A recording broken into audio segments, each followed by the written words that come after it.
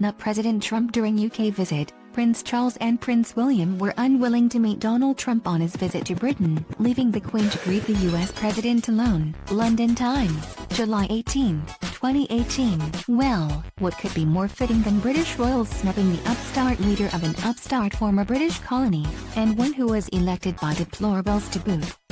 On the other hand, Prince Charles and Duchess Camilla not only rank as the first British royals to grace Bolshevik Cuba with a visit, but this week, aping President Obama 3 years ago, posed for a photo in front of the image of mass murderer and faithful Bolshevik protege Che Guevara. The phrase faithful Bolshevik protege is not flippant. The Bolsheviks, lest we forget, sadistically murdered an entire family of Prince Charles' royal relatives, the Romanovs, in cold blood, including the women and children, as they screamed in terror and pleaded for mercy. In case Prince Charles somehow forgot that terrifying historical datum, perhaps a famous song by a famous subject of Prince Charles, Mick Jagger, can remind him of the famous atrocity, I stuck around St. Petersburg, when I saw it was a time for a change, kill the Tsar and his ministers. Anastasia screamed in vain, sympathy for the devil, 1968.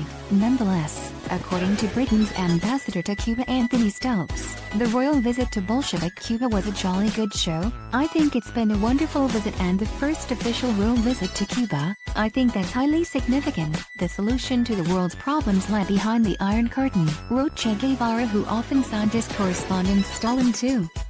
In fact, so fanatical was Prince Charles and Duchess Camilla's photoprops devotion to the Bolsheviks that he even applauded the Soviet slaughter of Hungarian freedom fighters in 1957. All through the horrifying Soviet massacre, Che dutifully parroted the Soviet script that the workers, peasants and college kids battling Russian tanks in Budapest with small arms and Molotov cocktails were all fascists and CIA agents, who all deserve prompt execution.